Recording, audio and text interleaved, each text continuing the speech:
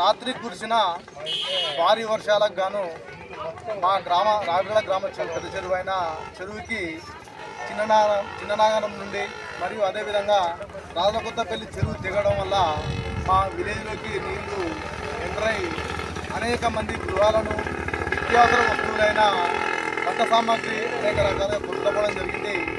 దాంతోపాటు మా గ్రామానికి ఆదెరువైన కల్పతెరువు అయిన మా యొక్క రావిరాళ్ళ పెద్ద చెరువు గండిపడి మొత్తం నీరు కూడా పోయి చెరువు వెలవెలబోతూ ఉంది. ప్రభుత్వం మరియు స్థానిక ఎమ్మెల్యే మురళీనాయక్ గారు చొరవ చూపి మాకు వెంబటే ఒక గండిని పూడ్చి రైతులకు మళ్ళీ ఆ కష్టకాలం లేకుండా పంటలు పడే విధంగా తక్షణమే చర్యలు తీసుకుంటారని మేము ఆశిస్తూ ఉన్నాం.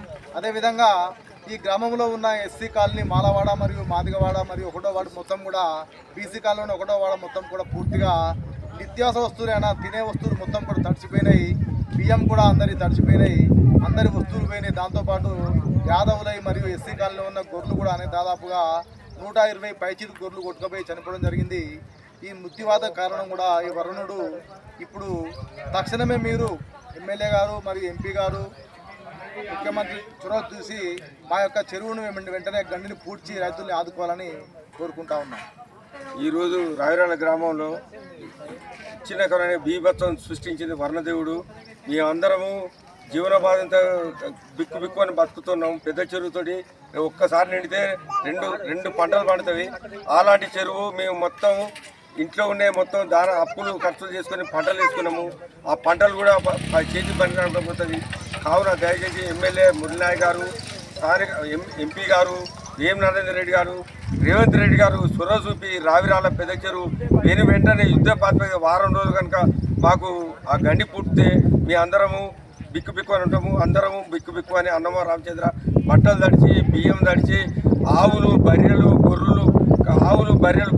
కట్టేసిన వాటికి కూడా అవి ఏడ్చుకుంటా పోతే తాళ్ళతోటి కట్టి వాటి తెప్పడం జరిగింది. అవి కొట్టుకపోవడం జరిగింది. దయచేసి పెద్దలు గవర్నమెంట్ గారు మమ్మల్ని కలెక్టర్ గారు ఇట్లా మమ్మల్ని రావిరాళ్ళను ఎమ్మటే మమ్మల్ని ఆదుకుంటే మీ అంతా బ్రతుకుతాము. లేకపోతే అందరము జీవోత్సవం చనిపోవడం కూడా జరుగుతుంది. మీ అందరము అప్పుల పాలైనాము. మా చెరువును ఎమ్మటే గండి పూడితే 2 పంటలు పండుతాయి. పెద్దలు గమనించగలని కోరుచున్నాము. గవర్నమెంట్ గారికి మేము వినియోగించుకుని ఏంటంటే మా చెరువు పెద్ద చెరువు కాబట్టి మా చెరువు కింద దాదాపుగా 3-4 గ్రామాలు బతుకుతున్నాయి కనుక మీరు అతి త్వరలో మా ప్రభుత్వ ఆదేశాల మేరకు ప్రభుత్వ అధికారులను స్పందించి చేసి తొందరగా మా చెరువుని కూడపాలని కోరుచున్నాం.